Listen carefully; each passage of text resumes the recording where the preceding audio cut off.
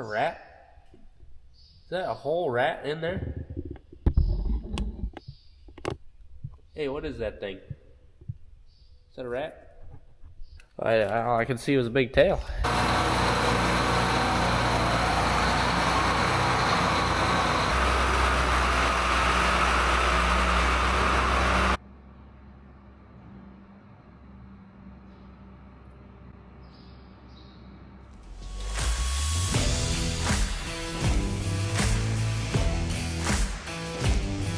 Morning, folks. It's time to unhook the planter, get it shoved back in the corner, put the drawbar back in, but we gotta clean it out. All the seed, there's a bunch of sorghum in here. We put way too much in. I'm probably gonna fill this protein tub here, full of it.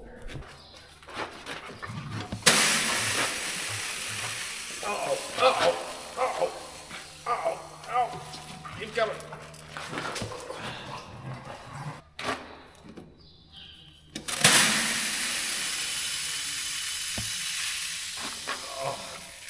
Gracious. One side cleaned out, an almost full protein tub. Oh, I better grab another one. We had some serious miscalculation. Got about enough seed to plant everything next year.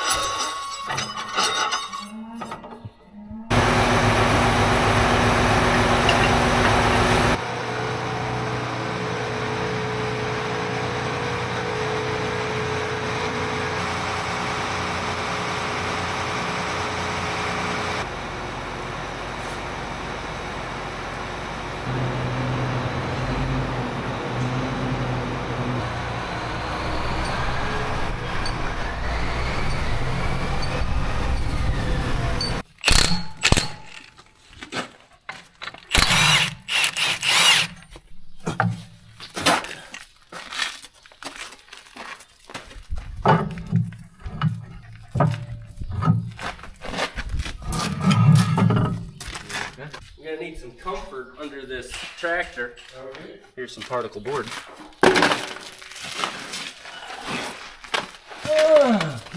Tiny's really helping. Yeah.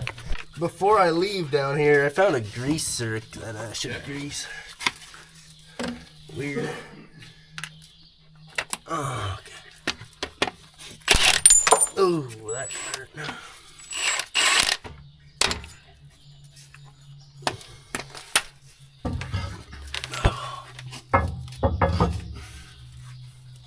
Ain't no mind either.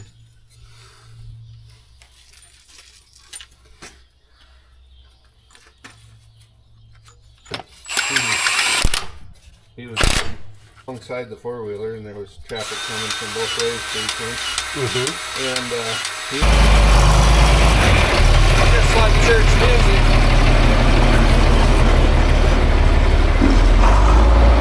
Got it all tucked in for its 11-month slumber. Gonna haul a little hay to the grinding area. Just loads with the loader and the other loader.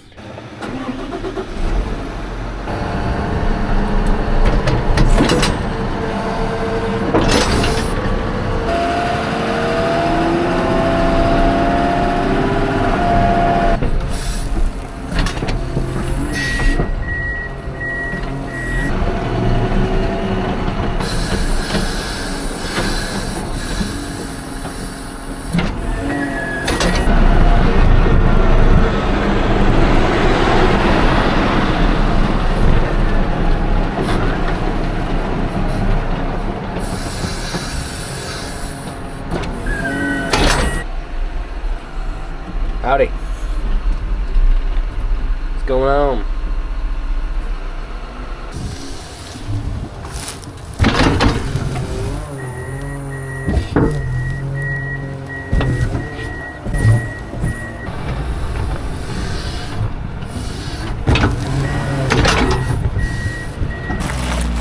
What do we say we throw this scrap up there and it can rot for all of eternity? It won't rot because it'll be indoors. It'll collect dust forever. But someday, 6, 8, 20 years from now, we'll be like, hey, we need a small piece of siding for the garage. We need some quarter round. It's already stained to match the color in the house. We need to get some bird poop on it first.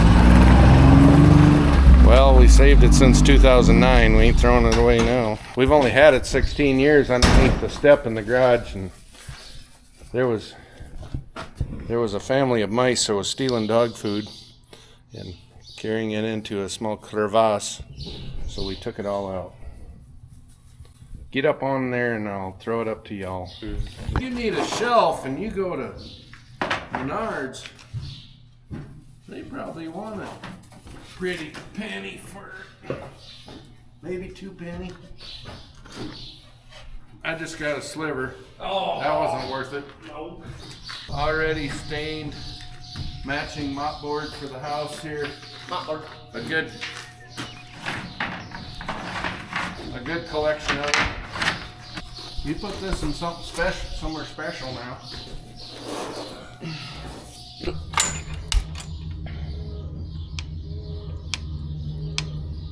Good. Yep.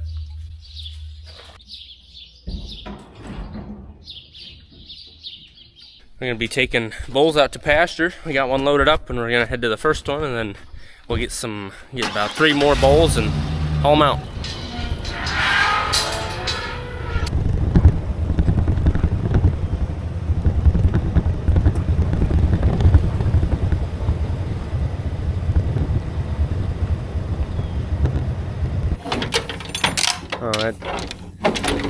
Oh, the chain's about to fall right there.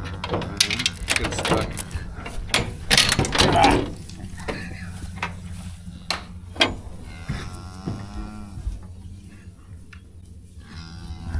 Are you shy? Hey, pal.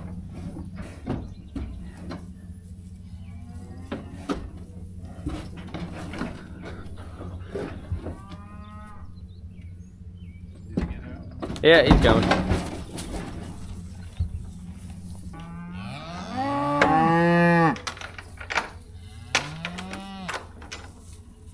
I ever tell you what we had to do before we got trailers to move bulls to pasture? Drag them behind a horse, I reckon. No, we would actually saddle them, ride them to the pasture, and then unsaddle. And carry your saddle back home. Yep, true story. Never were a horseman, were you? No. Just rode the bulls. Remember that Will Forte that used to be on SNL and he'd be on that buffalo or whatever? No. That was good stuff.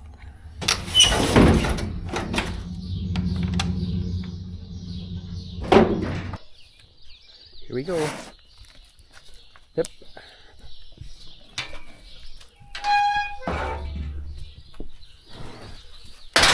Yep.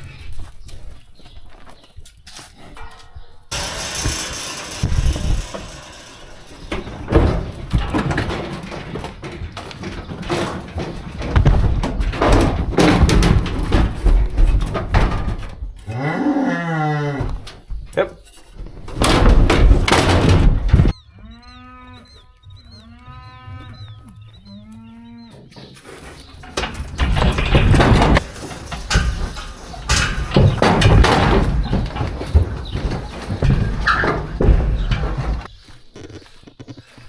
3 bulls and a steer. Present.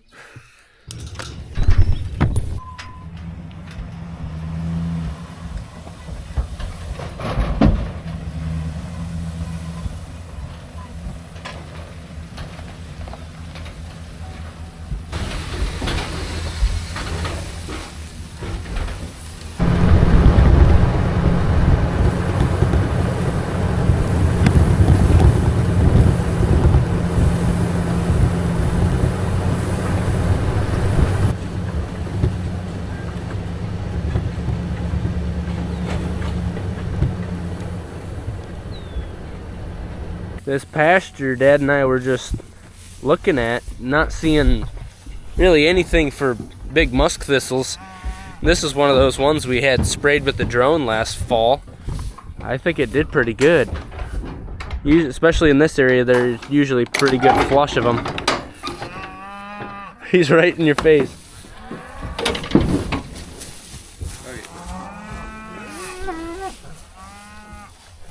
He was out here last year. Yeah, so we had that drone spray graze on P&D, so it's 2,4-D and Tordon across this field. Man, I don't see any big thistles poking up. 2 more bowls. Oh, there's a hole right there. Got 2 more bowls to drop off. Pretty easy work, not gonna lie. It's important though, gotta breed them cows.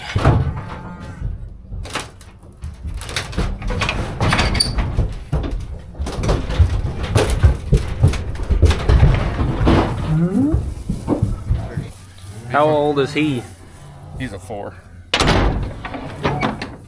About as old as... That's about as long as you keep them, would you say? Well, I gotta switch bloodlines, you know, fairly often because we keep heifers back, so yeah. This will probably be his last year. Oh, he's thinking booted already. He didn't really show up in his Sunday best. He's got manure all over him. He's got one picked out in particular that... Extra stanky. Okay. 123. Not in front of my child, she says. It's a family show.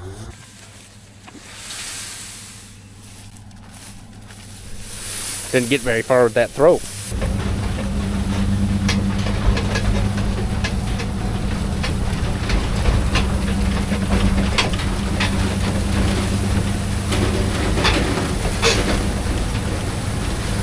They're coming. Are you ready, pal?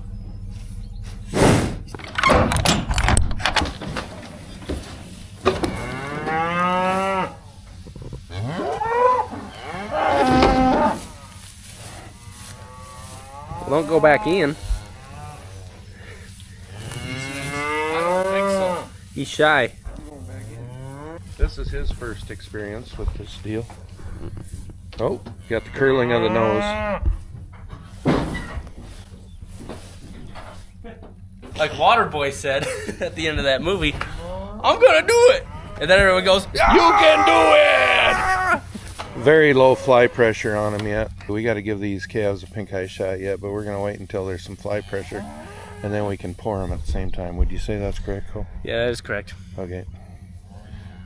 You want to take the camera now? I'm done. Okay. We got the bulls out, they're going to work. Next thing, pretty exciting. We have a John Deere demo this year. It's been a while since we've got to run something new from Deere. So we're gonna go hook it up.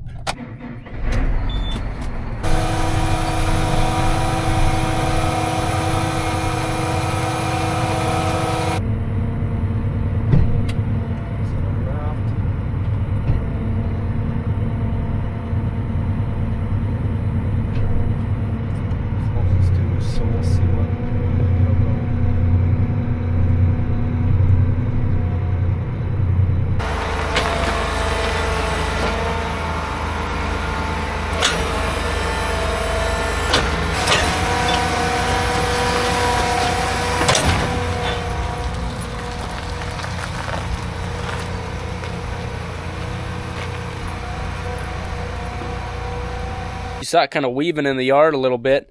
561M from John Deere. They brought this out. They're letting me use it this season. It's got a few features that are pretty exciting. And I'm sure the one you have the most questions about is the cylinder right on the hitch that makes it weave. Folks that have been baling all their lives, they know while you're driving down the windrow, you got to move side to side. That way you can make an even bale. You got to get hay, especially in smaller windrows, to the edges to make a nice square-shouldered bale. So what this does, it allows you to actually drive straight over the top of the windrow. It'll move the baler for you to make the best bale it can. Square shoulders, even across. But one big thing, if you look underneath our tractor here, you know, this tractor is set up for row crops, and these inside duals aren't very far apart from each other. So you look back here, the pickup of the baler is actually wider than the width between these two tires. So with a conventional baler, I'll call it, I guess, one without weave automation, you would actually have to drive the tractor on the windrow, get that windrow far enough over to feed the side of the baler. So with this weave automation, it's not just for someone that may not be skilled in the art of making a straight across the top bale. It could be for someone that doesn't want to drive on their windrow, get dirt in their windrow, like you would have to make a straight across the top and square shouldered bale. So I won't have to drive on the windrow, get dirt in the windrow. The baler will take care of it. It's all automated. It has sensors in here. It knows which side, which parts of the bale are getting fuller. So it will automatically, with hydraulic control here on this third SCV, will adjust this cylinder and make it trail where it needs to. Other things equipped on this baler, it's got the scale on it. And over on this side, it's got the moisture sensor.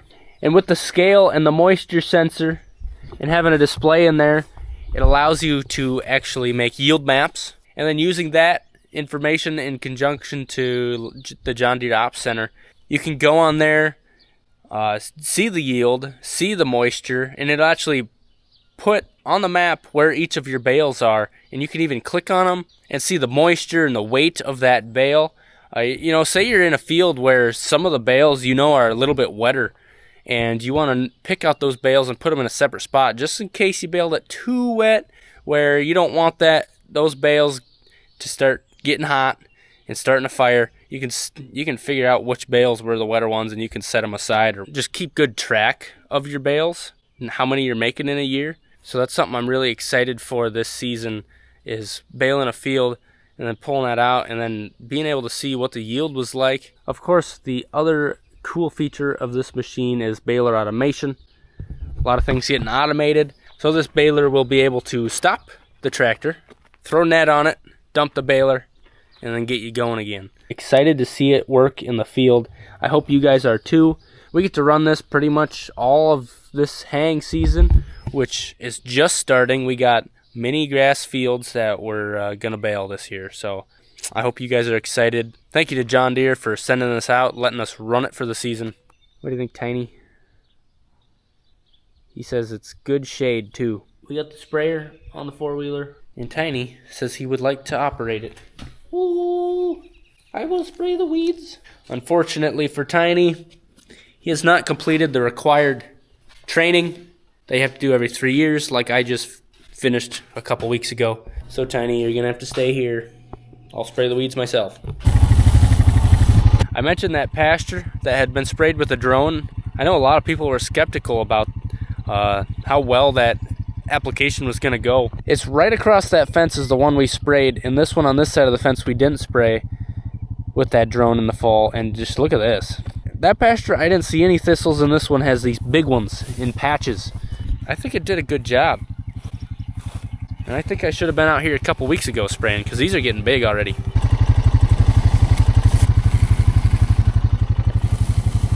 Had a couple bulls eating some weeds in here, and they flipped the picnic table over and they hit a board off.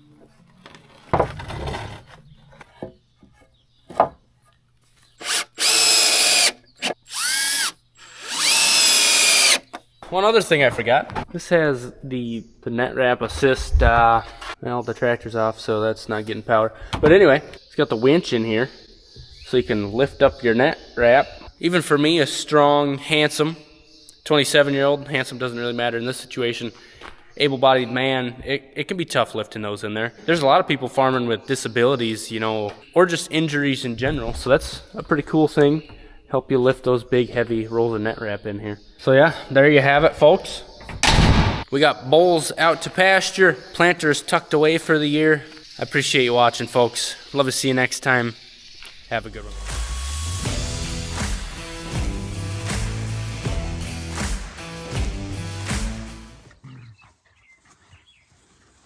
That's good entertainment right there. Ow. Ooh. He got you, Ellie. Get him back. Get him.